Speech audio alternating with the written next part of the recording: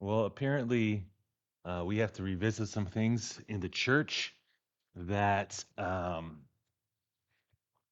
we believed for decades, but now we have to ask the question why we support Israel. All right. So, very smart guys on our side are asking the question why are we supporting this foreign nation that has done some really shifty things? And I'm not even going to deny that. Um, so, but I'm not going to put that aside. I'm not going to gloss over it. If they did what they did, then they did what they did. We need to handle that. We just can't throw them out. We can't throw the baby out with the bathwater. So Andrew Wilson responding to one of the panelists of Steven Crowder said that he asked the question, why are we supporting Israel? Andrew Wilson is arguing that the third temple is bad because it ushers in the Antichrist. Christian Zionists, are accelerationists. Accelerationists want to accelerate towards the inflection point between two sides, so one of them is decided. Now, there's actually three reasons why this argument is bad. It's not a very good argument. The first reason is the reason he actually taught me. The first reason is the reason he gave on the Gavin McInnes show for not being a conservative. Andrew Wilson is not a conservative because there's nothing to conserve, which is why I'm not a conservative as well. I learned that from him. If there's no reason, if there's no other reason to become an accelerationist, a peaceful one, then that there's nothing to conserve, I don't know what is. What other reason to become an accelerationist than that? Um, if there's nothing worth keeping, it's time to flip the board. If someone has all the property, all the railroads, and all the utilities, it doesn't matter what you have, you've lost monopoly. Flip the board, you're done. Come to an end. I don't care. $1 trillion. The other guy will win. Eventually, you're going to land on a property and he's going to suck you dry. You're done. This we're making we have 12% inflation, 10 between 10 conservative, 12% inflation.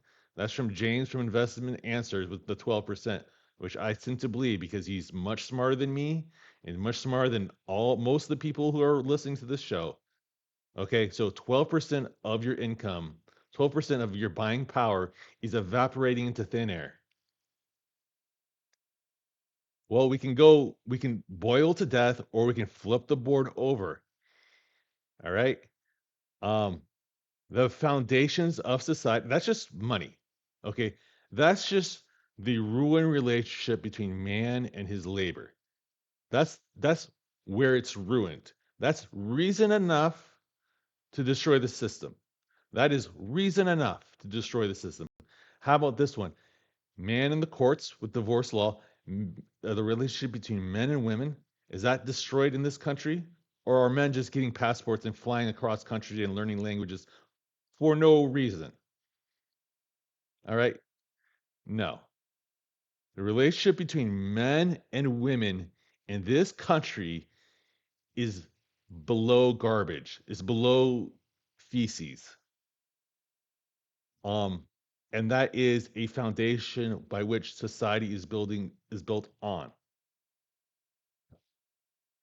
The relationship between the word and the pulpit is also broken too.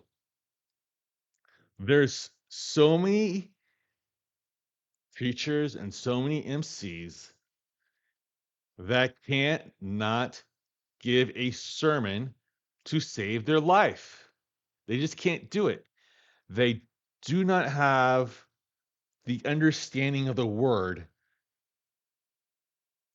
but they make everything so emotional and sympathetic, and so they just give just enough and give guilt people just enough so they can't look up and figure out things. Um, and once you spend 10,000 hours in the word, or even a few hundred hours, you realize how little people know of the word. That's the foundation of society. And we can have, and if Andrew Wilson is correct, and the temple demolishes society, would it not be better for the temple to demolish society than say, a civil war or a nuclear war or a war with China and Russia? Either of those things seem a lot worse than the temple being rebuilt.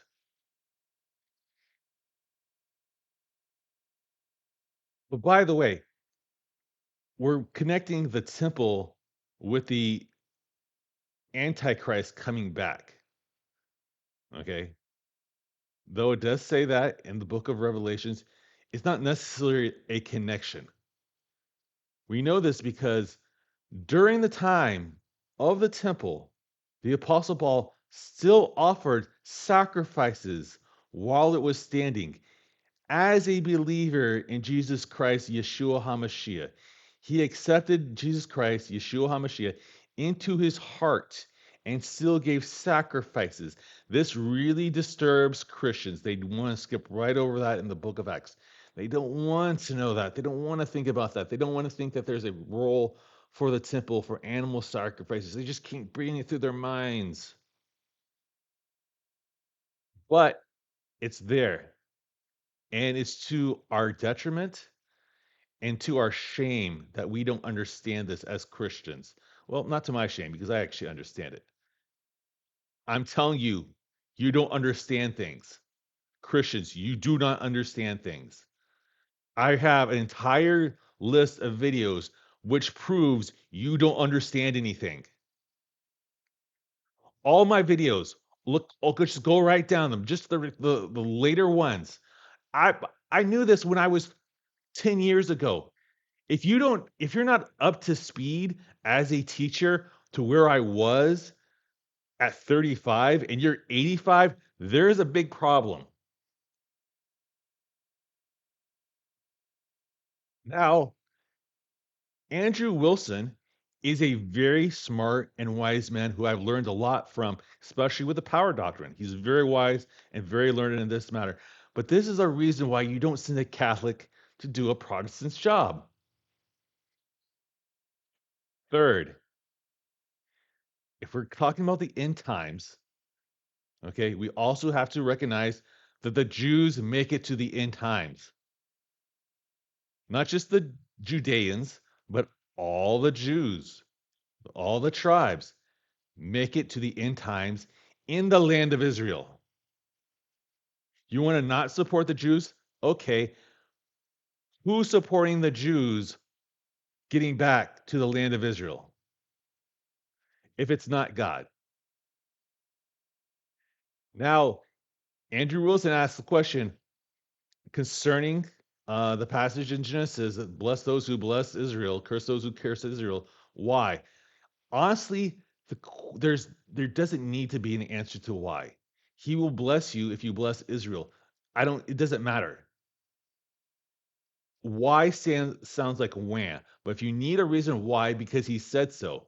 If you need a reason why he said so, because shut up and do what he says. Shut up and do what he says. Act like he's the king and then what his word goes. And you can shut the hell up and do your work. If this is where we come from, better a doorkeep in the house of the Lord than dwell in the tents of the wicked. Why? Because he will reward those who serve him. Why? Because he will reward those who serve him. That's the reason why. Because shut up and do what he says. He's a king. I don't know how much more you serve him as if he was a king. Morgan McGee, greatest reward. Help me out. Bitcoin, Solana. Crypto is going to heat up this summer, I believe. Thank you much. And God